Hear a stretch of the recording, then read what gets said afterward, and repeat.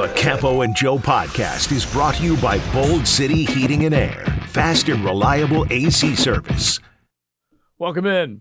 Campo and Joe, Facebook Live. If you're tuning in on Facebook Live, we appreciate you always checking us out. Anywhere you find us in podcast form via watch or listen, we appreciate it. Joe C. from XL Primetime, our head coach, Dave Campo, as we are talking Jaguar football. I'll tell you what, this is a big day, Coach.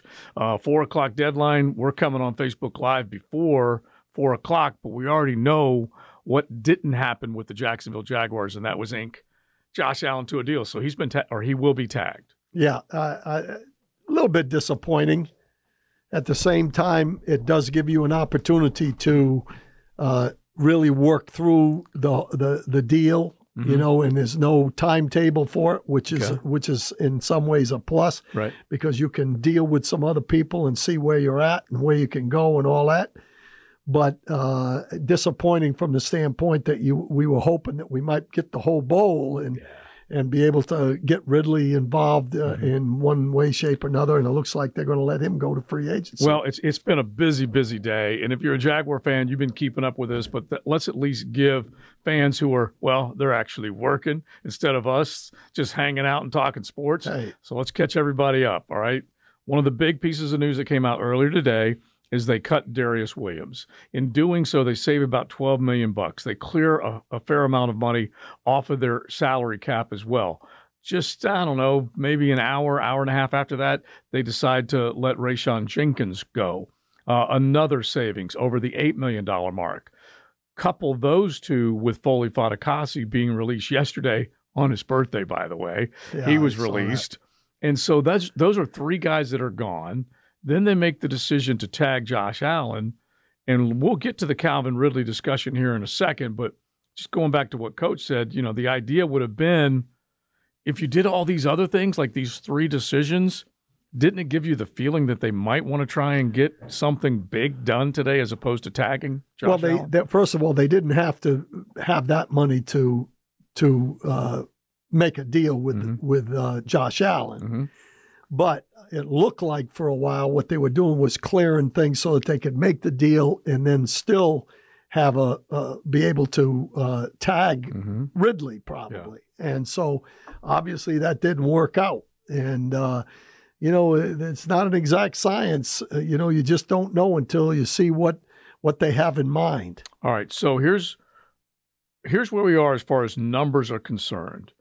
Josh Allen gets a franchise tag, at least for the here and now, and the linebacker tag is $24 million, okay? And so that's a big number, and he is going to play under that linebacker label instead of the idea of maybe him walking up, putting his hand on the ground and being a defensive end. Believe it or not, there's a little bit of a difference between that defensive end, only 21.3 compared to the outside linebacker of 24. And that's because of the Khalil Macks of the world, the Joey Bosa's, the Nick Bosa's, that they've driven that price up. But when you see that deal and you're saying it's not a terrible thing, and I kind of agree with you, everyone gets mad and says, come on, pay the man. He's proven 17 and a half sacks. He deserves his contract. It's not like they're not going to pay him. At the minimum, they're going to pay him $24 million. Well, first of all, I don't think they're going to let him out of here. Yeah. So he's going to get a legitimate contract unless he just wants to sit out or play on the trans. If they want him to play on the franchise tag, that's a different story altogether. But I think that they're not. They haven't done enough with guys that they drafted. Right. And given the second contract and all that. They need to keep the good ones, and he's one of them. Right. There's only so few. When you go back over the history of this team's draft, there aren't too many that are deserving of a second contract. He definitely is one of them. Right. Absolutely. So, he's going to make his money. The players don't like the tag if they have to play on it because there's a chance they might get hurt. They don't have another deal in place and all that kind of stuff. But at the same time, are you going to turn down $24 million? No, that's pretty good piece of change in itself. Yeah, and so when you go back, Cam Robinson was tagged a couple times. He ended up getting a long-term deal. He's still getting paid off of that. If you do the math of when he was tagged and then when he got his ultimate new deal with the guaranteed money, he made quite a bit of money off of that contract. Right. And so A lot of decisions have to be made. It ain't easy. Last week when we got the news that the salary cap was going up, it's up to $255 million. A lot of people might have thought, and I probably was in this camp, that they would be able to work closely to that timeline and get a deal done. It just didn't happen. Well, I think we all kind of felt that way. And the one thing that I've always, as a coach, I always worry about the guys you have as opposed to the guys you lose. Mm-hmm. So to me, I was hoping that we would be able to do something and get both of those guys in the fold, because I think that probably is the best for the team as far as winning and losing next year. Mm-hmm. But once that didn't happen, it's move on. Mm-hmm. Now you got to find a way to get something that's going to, rival what you lost. Mm-hmm. Right. And that's why you don't really know what you're going to do in the draft until free agency is done. You don't know what you're going to do in free agency going forward until that it transpires. So let me just do the little rant portion of Campo and Joe, because I guess I need to qualify this. Just because Calvin Ridley didn't get a deal done today, or they decided the Jaguars had to put the tag on Josh Allen instead of Calvin, it doesn't mean the book is 100% closed. Right. Okay? Free agency still is not opened. There is a tampering period where they can put some offers on the table, talk to him, see if they can convince him to come back. That aside, this is where the rant comes in. They have an empty wide receiver room. They got 2 injured guys and 1 guy that may or may not be coming back, because now Calvin Ridley knows he's going to be paid over $20 million a year at a minimum. Right. And so the only reason I say it's an empty wide receiver room, Coach, is because you have an injured Zay Jones and an injured Christian Kirk coming back. I know you don't agree with that opinion, but I'm just telling you, they better have some weapons for Trevor to get the football to. Well, I always appreciate your opinion. You understand that, right? Let me just start with that. Yeah. Again, I don't. Again, the one thing you have to be careful about when you're negotiating contracts and negotiating deals and all that stuff is overvaluing. Right. Because you might have a little issue over here and you overvalue this guy because it helps you in that position. It comes down to, I think we lost a lot when we lost Kirk. Yeah. To me, Kirk's the best receiver out of all of them. So he's coming and the back, most reliable. Hopefully. Yeah. Yeah. I mean, he's the guy that you lose the middle of the field without him. And so, to me, that's an underlying factor that I'm sure that they're looking at, and I'm sure they feel like he's going to be okay. And so, do we, because we're not sure here, do we overvalue this guy and then overvalue Josh Allen and overpay him, and all of a sudden you're overpaying everybody. Right. So to me, I'm disappointed, because I think Ridley would have helped us, and I do believe he'll be a better player next year than he was this year after missing the time. So I do value your opinion, and there is a concern there. Yeah, because he just barely got back to where he had his football life, his football legs, his understanding of being on a team and competing. What were we talking about? 22 months, 21 months between the time that he stepped away and was injured when he was up in Atlanta, and then when he came back. 1,000 yards, 8 touchdowns, a lot of positive numbers, but not over the top numbers. And then the other thing that gets me is that if you don't have him, who do you have if you need to seek another veteran? And that's really where I have the most problem with this, is because you don't know. I love Christian Kirk just like you, and I know that Zay Jones, when healthy, has made a lot of big plays for this football team. But I just don't know how healthy Zay is. That was a significant knee injury for him. Well, that's a concern. Yeah. I'm with you there. There's no question about that. There's a lot of things that come into play, because you have to remember that Calvin, wasn't great this year. He was good. He wasn't great, right? He missed time because of gambling. Right. He missed time because of mental issues. You have to know in other words, if they know more about the situation, they may not value him as much as we do. That's a very good point. Very I good think point. that's where it's very difficult for us as, I include myself as a media person now, Right.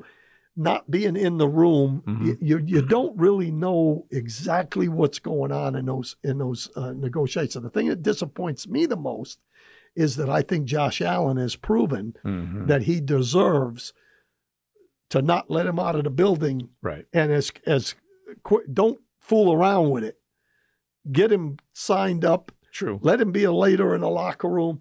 Let him show everybody else that, hey, look, you do well.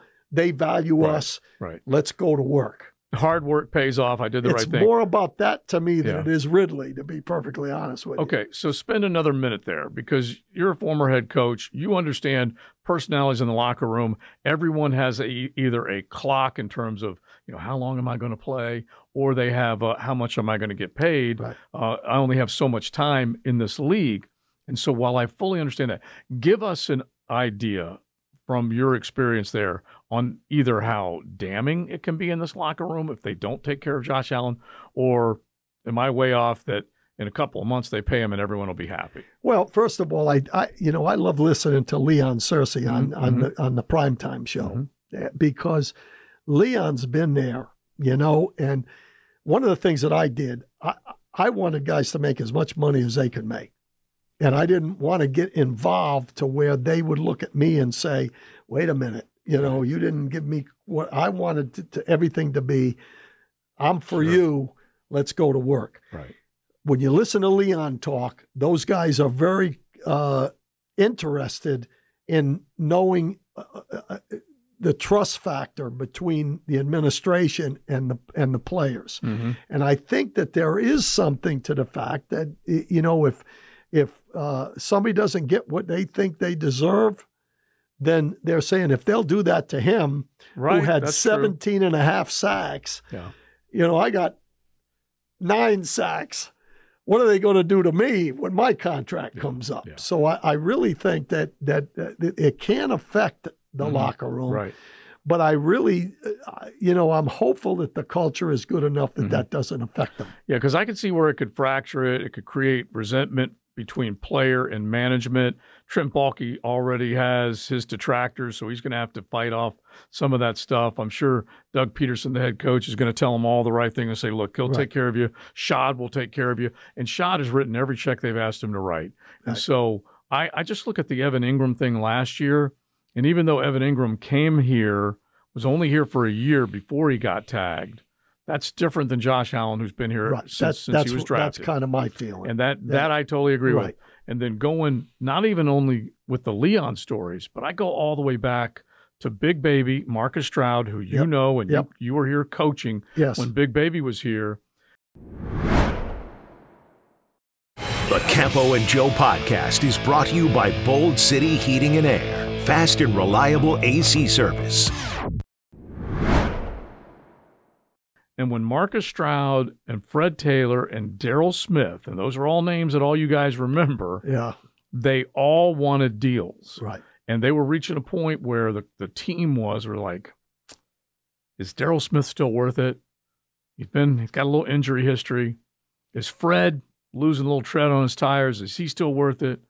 Is Big Baby, who might have to have microfracture surgery, is he still worth it? And the next thing you know, the team was tearing down 3 of their best players. Right. And that did not go well in that locker room. Absolutely. And that's because, you're a family and you want your brothers to get what they deserve. The thing that they don't understand, though, is sometimes it is a business. And that's a legitimate, you have the concern about Kirk and Zay Jones from an injury standpoint. Well, how about if you're the guy that's paying them $70 million over 4 years, whatever it is? There's concerns there, and you have to be cognizant of that. And as a player, when you come in, you really have to understand that it's a business and it's not about personalities all the time. Yeah, it's the classic not for long. That's what the NFL stands for. And you got to understand it. Now, if we pair this up, I think, and I don't want to hit a panic button or anything just yet, because I know there's a lot of off-season left, and we're going to spend time on the combine and take a look at what the future might be. and what they might be able to do in free agency. But right now, Coach, you have stripped away 2 starters in your secondary. You've not welcomed back one of your starting wide receivers. You have tagged Josh Allen, so you at the very least have kept him in the fold. You start looking at other starters. They don't know what they're going to do with Ezra Cleveland. Right. So now they're basically missing 4 or 5, maybe 6 starters when you add them all up. Doesn't mean they won't be able to do something in free agency in the draft. But that's the thing I'm a little worried about right now. Well, and I agree with that. But the thing that you have to, you look forward. Mm-hmm. For example, Rayshon Jenkins, Mm-hmm. You got Johnson that you just drafted absolutely. to take his place. Which was a good draft pick. You also drafted, albeit down the line, but you did draft the corners that are going to be fighting for a job if you don't bring anybody else in. So they've seen something in them that they obviously feel like that maybe Monteric Brown and Gregory Jr. are ready to take Herndon and Darius Williams' place. Well, it's a little bit of a retool. Yeah. And I want you to make this point about the defensive coordinator, but as I set that up and continue complaining, okay, you've got 7th round pick in Monteric Brown. You got a 6th round pick in Gregory Jr. You got an undrafted player in Trey Herndon. Now, they've all been able to make plays at one time or another on this football team, but by no means should that make anybody feel great about what they have in the secondary. Now, they found Antonio Johnson in the 5th round. Right. And I'll remind everybody, this guy, as soon as they did that, he said that's the 2nd best safety in the draft. Right. And so that was a good pick by Trent Baalke. But my only point is that there's some holes there. Yeah, that's definitely. They're retooling a little bit. Yeah. And, but under the circumstances, in order to have that happen, Doug Peterson has to feel pretty good about what his future is here. Mm-hmm. Now, Okay.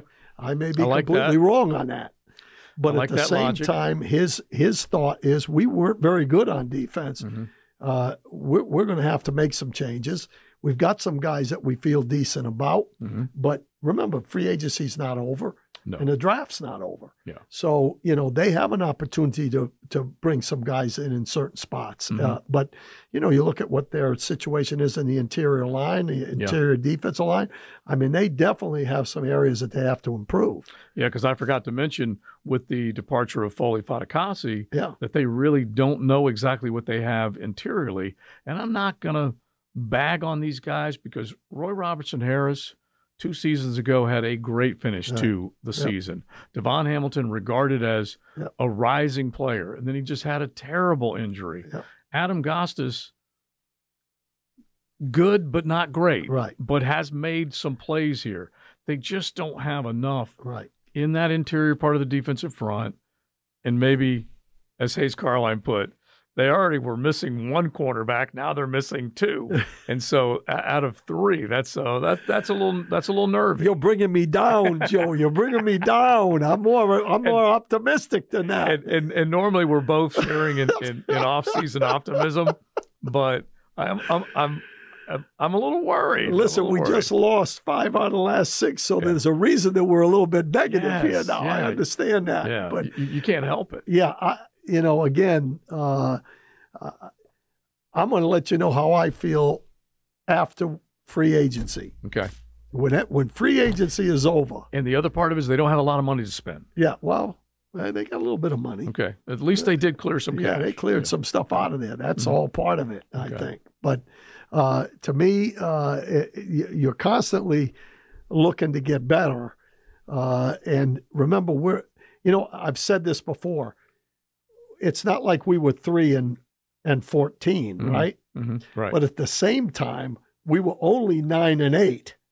So when you look at it, and I said the 3 and 14, that means that we're close. We got a chance to, we weren't 3 and 14. Right. But when you look at being 9 and 8 2 years in a row, these guys that we're letting go, they weren't exactly 16 and 1 players. Right. Okay, so you can retool if you do the job Yeah. in what you're supposed to be doing in free agency and the draft. Yeah, because I'm not looking at this offensive line like I want to keep it 100% intact. Well, they sound like they do, unfortunately. Yeah, right. But I'm with you. Yeah, and so I do feel like there's certain starters I'm worried about losing. There's other ones that I want to lose. And look, I don't want to bag on Luke Fortner any more than anybody else has. He started 34 games. Yeah. He has. He and Brandon Sheriff combined for 34 games last year. And so they're good players. They just didn't get the job done.